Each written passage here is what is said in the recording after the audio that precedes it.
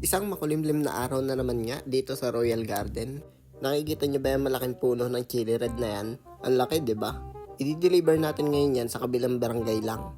Sa barangay Pinambaran, Pag-asa. Nilagyan nga pala nila ng hawakang bakal yan dahil sobrang bigat at sobrang laki niyan. Madami ang kailangan bumuhat dyan para mailagay natin sa sasakyan.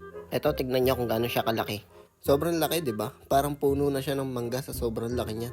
Kaya nga din pala may lubid dyan sa puno para pagka biniyahin na siya, hindi siya mahugot doon sa mismong paso niya. Ngayon pinag-iisipan pa nila kung paano nila isasakayan dyan sa truck.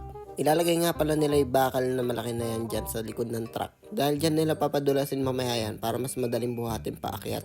Pagka nga din po pala gusto nyo umorder sa amin, PM nyo lang po kami dito. Meron din po kami mga rooted gaya nito. At kung gusto nyo naman po na medyo mas malaki dyan, meron naman po kami mga nakapaso. Pag po pala medyo malayo kayo at gusto nyo umorder ng mga rooteds, nagdi-deliver po kami through bus ship. Pwede din naman po kayo mag-walk-in. May mga gardeners naman po tayo dito. Eto at susubukan na nga po nila kung kaya nilang buhatin. Ayun, hindi pa din kaya, 'di ba?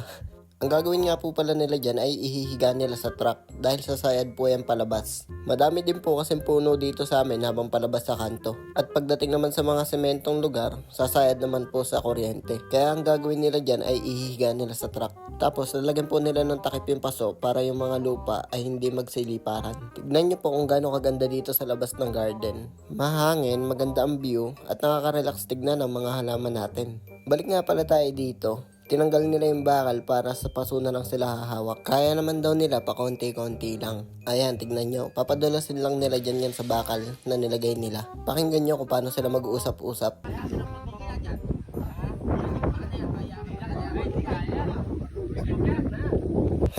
Hindi daw kaya, di ba? Pero malapit na lang naman na. Konting usog na lang. Kailangan natin ngayon ng backup. At ayun, dumating na yung mga magdi-deliver ng puno. Papatulungin natin ngayon sila magbuhat dito. Ayan, ang dami na nila. Pag di pa talaga nabuhat yan, ewan ko na lang. Nakakatakot din pagmasdan habang inakarga nila yan. Syempre, baka mamaya biglang bumuwal or masira yung paso.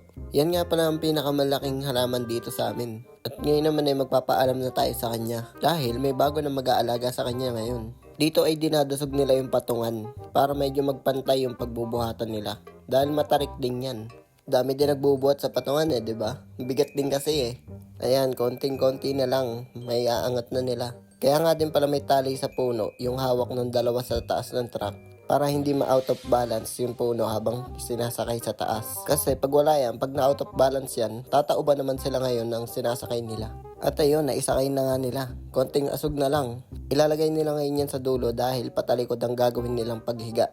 Yung hawak naman na sako ni kuya, yan yung ilalagay sa paso para hindi tumapon yung ibang buhangin niya. At ayun, successful yung pagbubuhat nila. Nailagay na nila sa dulo. Hanggang dito na lang din po pala tayo. Ayan, salamat. Goodbye. Thank you sa panonood.